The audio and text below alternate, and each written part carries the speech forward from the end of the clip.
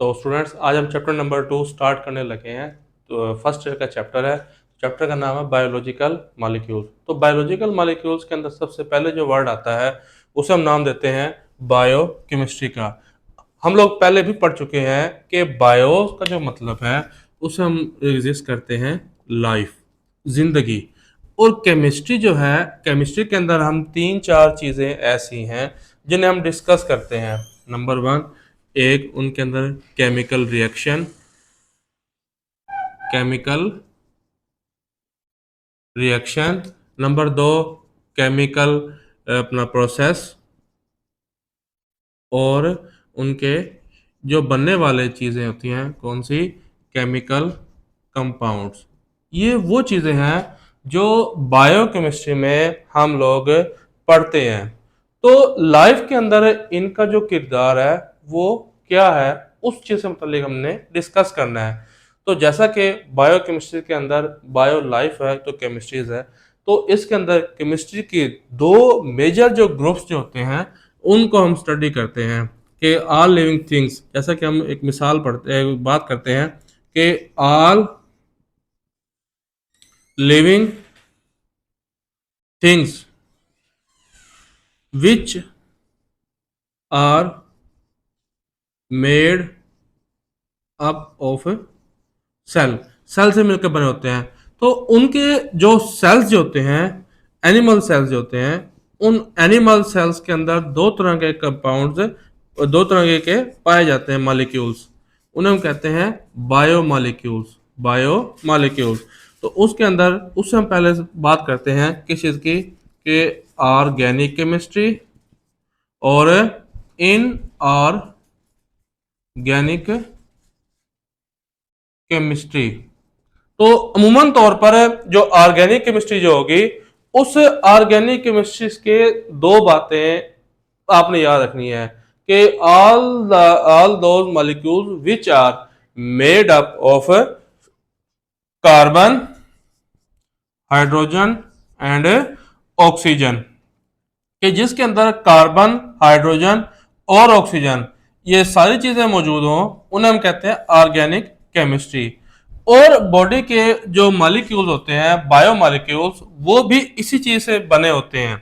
तो उनके अंदर जो सबसे जो पहली जो चीज जो बनी होती है, तो बायो जो मॉलिक्यूल्स जो होंगे, बायो मॉलिक्यूल्स, तो उसमें पहला नाम आता है किस चीज का, प्रोटीन का।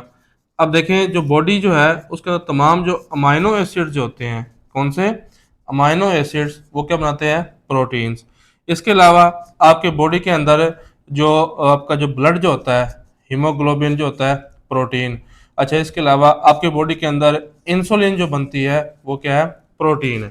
तो बायोमोलिक्यूल्स का इनके अंदर बहुत बड़ा अहम किरदार होता है इन ह्यूमन बॉडी के अंदर। तो वो प्रोटीन्स जो होती हैं वो अमाइनो एसिड्स में कन्वर्ट करती हैं, और उस मतलब मद में क्या बनाते हैं, ब्लड। ब्लड क्या है, ब्लड के अंदर चीज जो प्रोटीन जो होती है वो कौन सी है, उसे हम नाम देते हैं किस चीज का, हीमोग्लोबिन का नाम देते हैं। सेकंड इंसुलिन है। इंसुलिन आपको पता है अच्छे से कि इंसुलिन जो है वो कंट्रोल करती है किस चीज को, ग्लूकोज को कंट्रोल करती है। इसी तरह अगर हम बात करें मजीद मॉलिक्यूल्स की, तो उसमें बात आती है किस चीज की, लिपिड्स की। किस चीज की बात आती है बेटा, लिपिड्स की बात आती है। तो लिपिड्स जो होते हैं वो भी बायोमोलिक्यूल्स हैं। अब लिपिड्स आपके बॉडी के अंदर बनाते क्या हैं, क्या कर बनाएंगे, वो सेल मेम्ब्रेन, सेल मेम्ब्रेन्स बनाते हैं। तो ये सेल मेम्ब्रेन जो है, कोई भी सेल जो मौजूद होगा उसकी आउटर कवरिंग जो बॉडी है, जो जितने भी जो सेल्स जो होते हैं उनकी आउटर कवरिंग के अंदर क्या चीज मौजूद होगा, लिपिड्स मौजूद होते हैं। इसके अलावा कहता है कि जो फैट्स जो होते हैं आपकी बॉडी के ऊपर, एक स्किन के अंदर बहुत ज्यादा लिपिड्स मौजूद होते हैं। इसके अलावा आपकी बॉडी के अंदर जो फैट्स होते हैं वो भी क्या होंगे, लिपिड्स कंसीडर होते हैं। इसके अलावा ये तो हो गए दो, proteins, lipids, and third is called the carbohydrates. तो कार्बोहाइड्रेट जो है वो ऐसे बायोमोलिक्यूल्स हैं जो कि बॉडी के अंदर मौजूद तो होंगे, कहां पर मौजूद होंगे, हमेशा कार्बोहाइड्रेट्स बॉडी के अंदर ग्लाइकोजन फॉर्म्स के अंदर मौजूद होते हैं, ग्लाइकोजेंस। और ग्लाइकोजेंस जो होते हैं अमूमन तौर पर किस में मौजूद होंगे, मसल सेल्स के अंदर मौजूद होते हैं। और इसके अलावा इन जो जो सेल मेम्ब्रेन जो होती है, सेल मेम्ब्रेन के अंदर भी इनका बहुत बड़ा किरदार होता है, क्योंकि cell membrane are made up of the lipids, proteins and carbohydrates. तीन चीजों से क्या होगा, मिलकर बनी होती है। चौथी जो चीज जो है आपके पास है उसे हम कहते हैं न्यूक्लिक एसिड, Na। तो न्यूक्लिक एसिड जो है ह्यूमन बॉडी के अंदर वो दो तरह का होता है। एक को हम नाम देते हैं डीएनए और एक को हम नाम देते हैं RNA. DNA is called the deoxyribose nucleic acid, और जो आरएनए जो है उसे कहते हैं राइबोस न्यूक्लिक एसिड्स। कोई भी जो बॉडीज होती हैं उनके अंदर आरएनए जो होते हैं वो होते हैं एंशिएंट मॉलिक्यूल्स। एंशिएंट कहते हैं ऐसे मॉलिक्यूल्स जो जनरेशन टू जनरेशन वेरी ना करते हो। जो डीएनए मॉलिक्यूल जो होता है ये हमेशा वेरी करता है जनरेशन टू जनरेशन, क्योंकि इनके अंदर क्या चीज मौजूद होता है, ट्रेड्स मौजूद होती हैं। तो ये वो बायोमॉलिक्यूल्स हैं जो आपकी बॉडी की कंस्ट्रक्शंस के अंदर सबसे अहम किरदार अदा करते हैं। इसके अलावा कहता है कि जो बायोमॉलिक्यूल्स होते हैं हमेशा उनके अंदर एक कोई भी अगर आप जो प्रोटीन जो होते हैं उसको आप इनटेक करते हैं, जब हम किसी भी प्रोटीन्स को इनटेक करेंगे तो इनटेक करने के बाद वो प्रोटीन जो होती है वो ब्रेक कर जाती है, स्प्लिट कर जाती है किसके अंदर, अमाइनो एसिड्स के अंदर। और अमाइनो एसिड्स के बाद वो क्या होगा, एक स्पेसिफिक प्रोटीन बनाएगा, उसे हम कहते हैं एनिमल प्रोटीन। जो एनिमल प्रोटीन जो होती है बेटा वो आपकी बॉडी के अंदर कुछ खास कोड्स होते हैं, वो कोड्स क्या करते हैं, प्रोटीन्स की कोडिंग करते हैं जो आपके बॉडी के तमाम सिस्टम्स को कंट्रोल करते हैं। तो लगभग डीएनए के हिसाब से आपको 64 कोड्स होते हैं जो आपकी बॉडी की तमाम प्रोटीन्स को कंट्रोल करते हैं। इसके अलावा कहता कि बॉडी के अंदर होने वाले सबसे जो ज्यादा जो रिएक्शन जो होते हैं हम लिखते हैं कि all chemical reactions, all chemical reactions take place in human body. के तमाम जो केमिकल रिएक्शन जो होते हैं वो इंसान की बॉडी में होते हैं, उन्हें कहते हैं बायो केमिकल रिएक्शंस। एक नाम देते हैं उसे हम बायो केमिकल रिएक्शंस। तो बायोकेमिकल रिएक्शन जो होते हैं वो बज़ाहिर कंट्रोल किए जाते हैं किस चीज से, मेटाबॉलिज्म से। तो मेटाबॉलिज्म जो होते हैं वो दो तरह का काम करते हैं। कौन कौन सा, एक तो वो कहलाता है कैटाबॉलिज्म और एक कहलाता है एनाबॉलिज्म।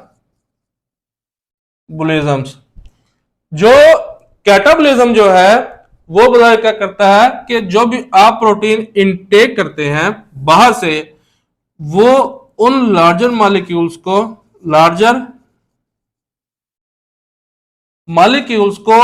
ब्रेक कर देता है, स्प्लिट कर देता है इनटू द स्मॉलर मॉलिक्यूल्स। इसी तरह जो एनाबॉलिज्म जो है वो क्या करता है कि लार्जर मॉलिक्यूल्स की मद में जो स्मॉलर मॉलिक्यूल्स बने थे अब उनको क्या करेगा, उन स्मॉलर मॉलिक्यूल्स को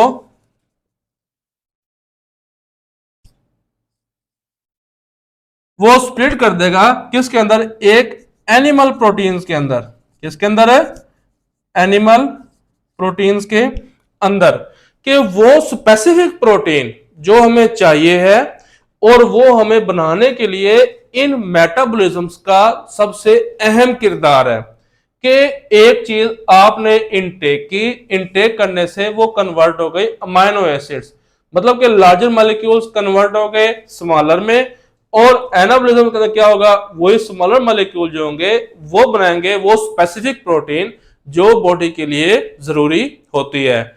इसी तरह अगर आप मिसाल लें कि इनकी जो मेन एग्जांपल जो है वो कौन कौन सी है, तो इनकी जो मेन एग्जांपल आपके पास है that is called the photosynthesis.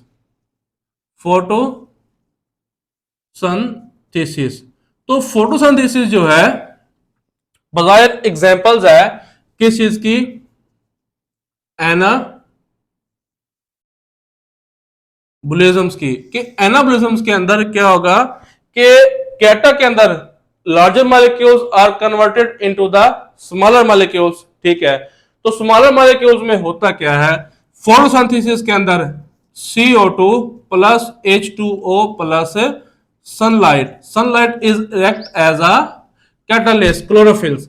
तो जब इनके जो प्रोडक्ट्स जब बनेंगे वो कौन से होंगे, C6H12O6।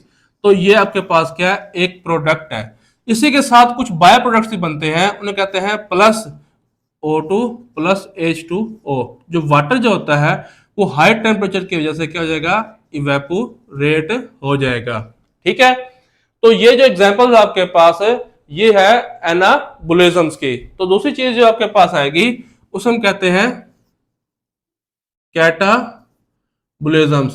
तो कैटाबॉलिज्म जो है उसकी एग्जांपल जो है वो आ जाती है रेस्पाइरेशंस, कि जिसके अंदर लार्जर मॉलिक्यूल्स जो बने थे फोटोसिंथेसिस के अंदर, कौन से, C6H12O6 प्लस O2 हवा की मौजूदगी के अंदर वो स्प्लिट कर जाते हैं किसके अंदर, CO2 plus H2O plus energy.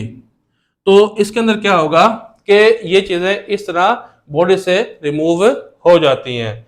तो इन चीजों को कैटाबॉलिज्म्स और एनाबॉलिज्म, फोटोसिंथेसिस और रेस्पिरेशन जो है एक दूसरे के रेसिप्रोकल्स हैं, कि फोटोसिंथेसिस जो है वो प्रमोट करती है किस चीज को, रेस्पिरेशन को, और रेस्पिरेशन जो है वो किसको करती है, फोटोसिंथेसिस को। तो ये था हमारा आज का टॉपिक। तो नेक्स्ट टॉपिक में हम पढ़ेंगे इंपॉर्टेंस ऑफ कार्बन्स। तो स्टे कनेक्टेड, अल्लाह हाफिज।